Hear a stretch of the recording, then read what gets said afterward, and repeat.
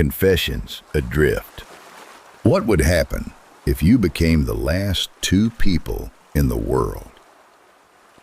No way to call for help. No ship on the horizon. Not even a single airplane crossing the sky. Only a tiny island surrounded by an endless ocean. And on that island, there are only two survivors. A brother and a sister.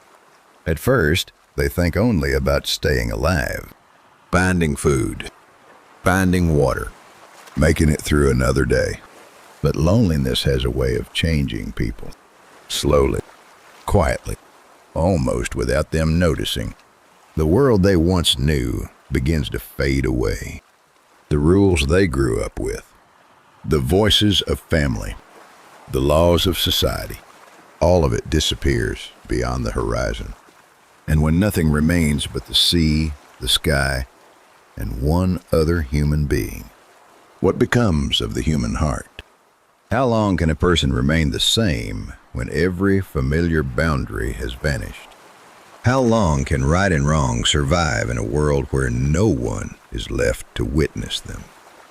This is the story contained within 3 letters discovered inside glass bottles drifting across the ocean.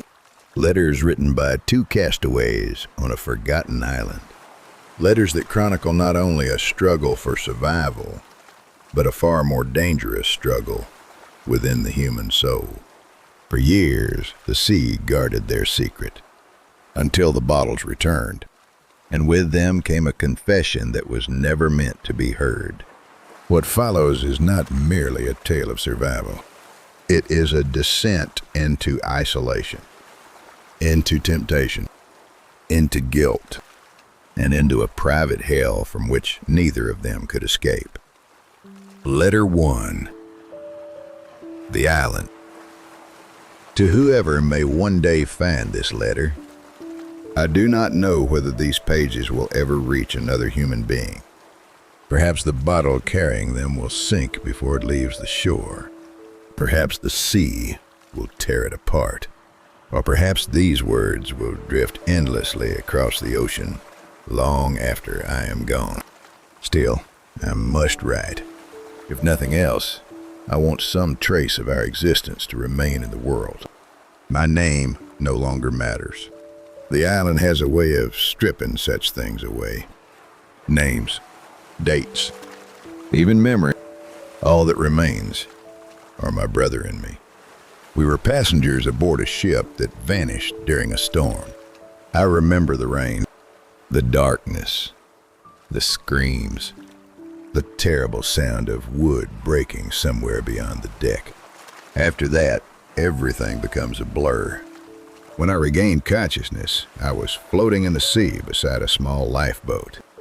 My brother was with me. No one else. Our parents were gone. The crew were gone. The ocean had swallowed them all. For 2 days we drifted without direction. The sun burned our skin during the day. The cold stole our strength at night. Several times we believed we would die. Then, on the morning of the 3rd day, we saw land. A small island rising from the mist. I have never felt such relief. My brother rowed with the last of his strength. By the time we reached shore, we could barely stand. We collapsed onto the sand and remained there for hours. Neither of us spoke. We were alive. That was enough. At first, we believed rescue would come quickly. Ships traveled these waters. Someone would find us. Someone had to. We spent every day preparing for that moment. We gathered driftwood and built large signal fires. We cleared sections of beach where passing vessels might notice us. Every evening we climbed the highest cliffs and searched the horizon. Days passed, then weeks. No ships appeared. No sail, no smoke, no signs of life. Only the endless sea. The island itself is not large. A person can walk around it in less than a day. There are forests in the interior and rocky cliffs along the northern shore. Fresh water flows from a spring near the center of the island. Fruit grows on several trees, and fish are plentiful in the surrounding waters. We have not gone hungry. In that respect, the island has been merciful. Yet mercy can take strange forms. A prison with comfortable walls is still a prison. The longer we remain here, the more distant the world beyond the sea becomes. Sometimes I try to remember my mother's voice. I can still hear it, but not as clearly as before. The memory fades a little more each week. The same is true of my father, of our home, of everything we once called normal. I wonder if this is how people disappear. Not all at once, but slowly, memory by memory, until nothing remains. My brother works hard every day, harder than I do. He repairs our shelter, catches fish, explores the island. He rarely complains, rarely shows fear. If he feels despair, he hides it well. Sometimes I think he believes he must remain strong for both of us. I am grateful for that, more grateful than I can express. Without him, I do not know how I would survive. At night, we often sit together by the fire and speak about the future. At least, we used to. Lately, those conversations have become less frequent. It is difficult to discuss rescue when rescue never comes. Difficult to discuss home when home feels increasingly unreal. Several nights ago, we sat watching the sunset. The sky was red. The ocean looked like liquid fire. For a long time, neither of us spoke. Then my brother asked a question. What if no one ever finds us? I had asked myself the same question many times. Yet hearing it spoken aloud felt different, more frightening, because words make things real. I could not answer him. Not honestly. Instead, I stared out at the horizon and pretended not to understand. He did not press further. But since that evening, the question has remained with me. What if no one ever finds us? What if this island is the last place we will ever know? I try not to dwell on such thoughts. They are dangerous. Hope is difficult enough to maintain without questioning it. And yet, every morning the horizon remains empty. Every evening the sea remains silent. Sometimes I feel as though the entire world has forgotten us. If that is true, then perhaps this letter will be the only proof we were ever here. The tide is rising now. Soon I will seal these pages inside the bottle. Tomorrow I will cast it into the sea. Perhaps it will vanish. Perhaps it will survive. Either way, the ocean will decide. If these words reach another shore, then know this. 2 castaways lived upon a lonely island. 2 survivors waited for rescue beneath an endless sky. And at least for now, we have not yet surrendered hope. May God watch over whoever finds this letter. And may He remember us, even if the world does not. Letter 2. The silence between us. To whoever may find this second bottle. The first letter was written in hope. This one is written in uncertainty. No ship has appeared. No sail has touched the horizon. The sea remains as empty today as it was when I wrote before. I have begun to understand something about this island. It does not merely isolate the body. It isolates the mind. Days pass without distinction. One sunrise resembles the next. One season fades into another. Sometimes I awake and struggle to remember what month it might be. Sometimes I wonder whether such things matter anymore. The world beyond the sea feels increasingly distant, not forgotten, never forgotten, yet somehow less real. like a place visited long ago in a dream. My brother and I continue our routines. We gather food, repair our shelter, maintain the signal fires, though neither of us speaks much about rescue anymore. The work itself has become important. Without it, there would be too much time to think, too much silence. And silence, I have learned, can be dangerous. At first, silence felt comforting. It meant we understood one another without words. Now it feels different. Heavier, as though something unseen sits between us whenever we are together. Neither of us speaks of it. Neither of us seems willing to acknowledge it. Yet both of us are aware of it. I am certain. Several weeks ago, my brother was injured while climbing the northern cliffs. The wound was not fatal. Still, for a few days, I feared it might become so. I remained beside him while he recovered. During that time, I discovered something unsettling. The thought of losing him frightened me more than I expected, more than seemed reasonable. Even now, I struggle to explain why. Perhaps it is because he is all I have left. Perhaps anyone would feel the same under such circumstances. I tell myself this often, yet the explanation never feels complete. Recently, we have both become quieter. There are evenings when we sit together for hours watching the sea. Neither of us speaks. The silence itself seems to speak on our behalf. I know that sentence makes little sense. It makes little sense to me as well, and yet it feels true. The other night, a storm passed over the island. The wind was violent enough to shake our shelter. For several hours, neither of us slept. Afterward, when the storm had moved on, we remained awake, listening to the waves, listening to the darkness, listening to nothing.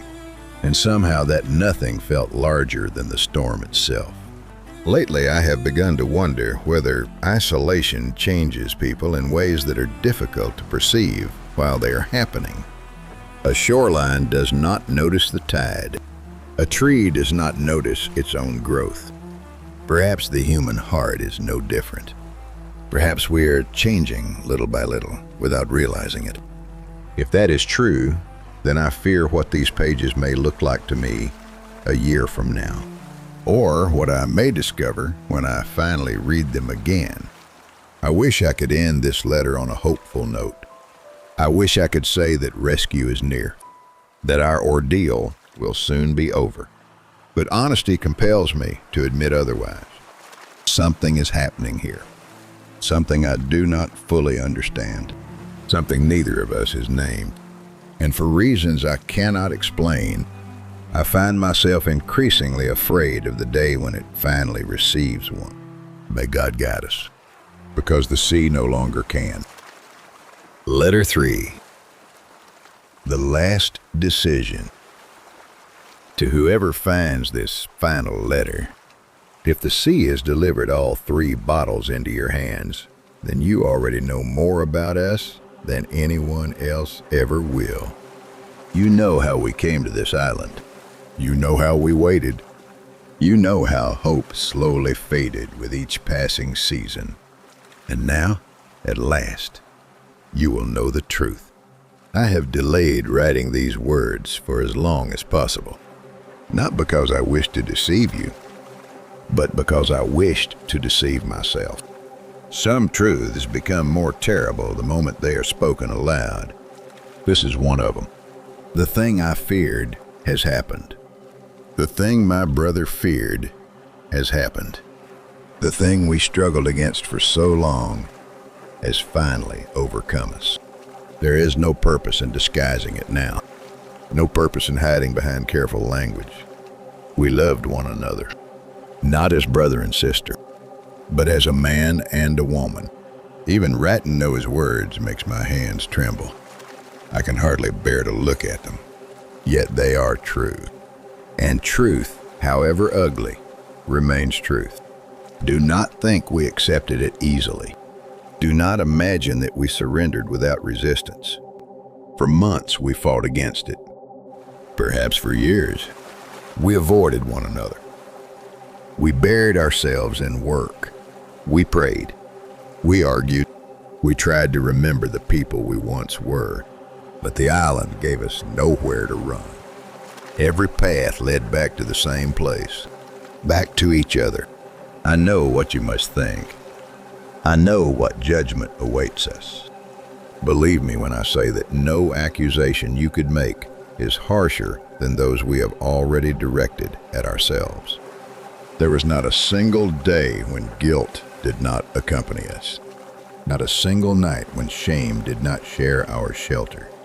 We carried our sin like a shadow, everywhere, always. Yet knowing something is wrong does not always grant the strength to overcome it. That is the cruel lesson this island taught us. Human beings are weaker than they imagine, and loneliness is stronger than anyone believes. Several weeks ago, my brother completed the raft he had been building. You may remember that I mentioned it in my previous letter. At first, I believed he intended to use it to seek rescue. Now, I understand the truth. He was trying to escape. Not from the island. From us. From himself. From the future he feared was approaching. But when the raft was finished, he could not leave. Each morning, he stood beside it. Each evening, he returned to our shelter. And every day, the raft remained untouched. At last, one night beneath a full moon, we spoke honestly for the first time. No lie, no pretending, no silence. The ocean was calm. The sky was clear. The entire island seemed suspended between earth and heaven. My brother told me he was afraid, not of death, not of the sea, of losing me. And when he said those words, I realized I felt exactly the same.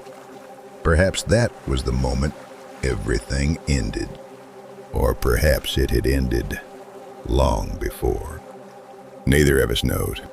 All I know is that afterward, there were no illusions left.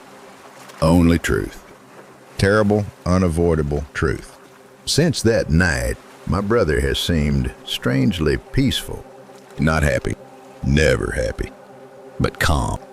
Like a man who has finally reached the end of a long and exhausting journey.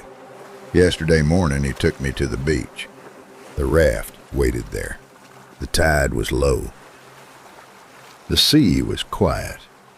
For a long time, neither of us spoke.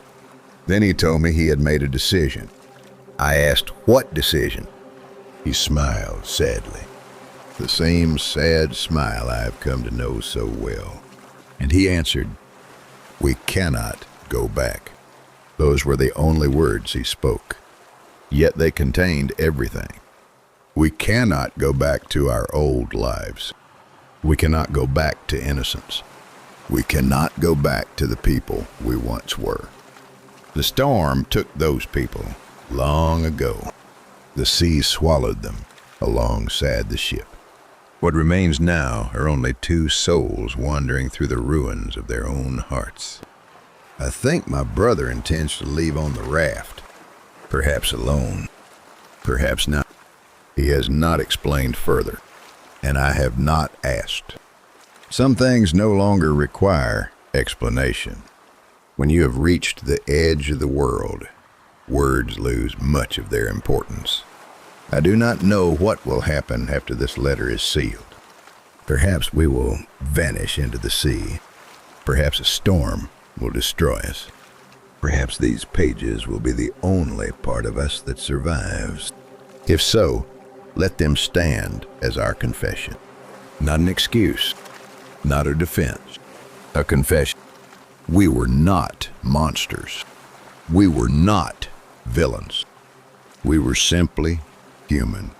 And in our isolation, we discovered how fragile humanity can be. If you choose to condemn us, I understand. If you choose to pity us, I understand that as well. But whatever judgment you pass, remember this. There are prisons built from stone. And there are prisons built from circumstance. Ours was an island surrounded by an endless sea. And by the time we understood that prison, it was already too late. The tide is rising. Soon I will place this final letter inside its bottle and surrender it to the ocean. After that, our story will belong to the sea. And perhaps to you, whoever you are, wherever you may be. When you stand upon the shore and hear the waves rolling in from distant waters, think of us for a moment. Think of two castaways beneath an endless sky. Think of two souls who struggled, failed, and suffered. And then let the sea carry us away. May God forgive us, because we could never forgive ourselves. Ending. What the sea returned. The 3 bottles were discovered years apart. One washed ashore on a remote coastline. Another was found tangled among driftwood after a storm. The third appeared where no one could explain how it had arrived. Separated by distance, separated by time, yet connected by the same hand. The same sorrow, the same sea. No record has ever been found identifying the brother and sister who wrote them. No shipwreck matching their account was ever conclusively linked to the letters. No island was ever located. No graves were discovered. No final answers emerged. It was as if the ocean had chosen to preserve only their words, and nothing else. Those who read the letters often disagreed about their meaning. Some saw them as a warning, others as a tragedy. Some judged the castaways harshly. Others wondered whether they themselves might have suffered the same fate under similar circumstances. But nearly everyone agreed on one thing. The most frightening part of the story was not what the brother and sister had done. It was how human they remained. They never stopped recognizing the line between right and wrong. They never convinced themselves they were innocent. They never ceased struggling against what they had become. And perhaps that was the cruelest part of all, because guilt can sometimes be heavier than punishment. A person can endure hunger. A person can endure loneliness. A person can even endure fear. But there are wounds that no passage of time can heal. Wounds carried in silence. Wounds that follow us wherever we go. The brother and sister were not haunted by ghosts. They were haunted by themselves, by memory, by conscience, by the knowledge that some choices leave no path backward. That is why their story endures. Not because it is shocking, not because it is forbidden, but because it forces us to confront an uncomfortable question. What remains of morality when society disappears? Are we guided by principles that live within us, or by the presence of others around us? And if every familiar structure were stripped away, family, community, law, expectation, would we remain the same people we believe ourselves to be? The letters offer no answer, only silence, only the sound of waves crossing an endless ocean. Perhaps the brother and sister perished at sea. Perhaps the raft carried them beyond the horizon. Perhaps they found another shore and lived out their days in obscurity. No one knows. And perhaps that uncertainty is fitting. Their fate is less important than the question they left behind. Because the true bottled hell was never the island. It was never the ocean. It was never even the isolation. The true hell was the space between love and conscience, between desire and morality, between what the heart longs for and what the soul knows must never be. That was the prison they could not escape. And unlike the island, it had no shore. Even now, somewhere beyond the horizon, The sea continues its endless journey. Waves rise. Waves fall. Years pass. Generations disappear. Yet the ocean remembers. And sometimes, when the tide returns, something long forgotten, it reminds us that the deepest horrors are not found in monsters or demons. They are found within the human heart.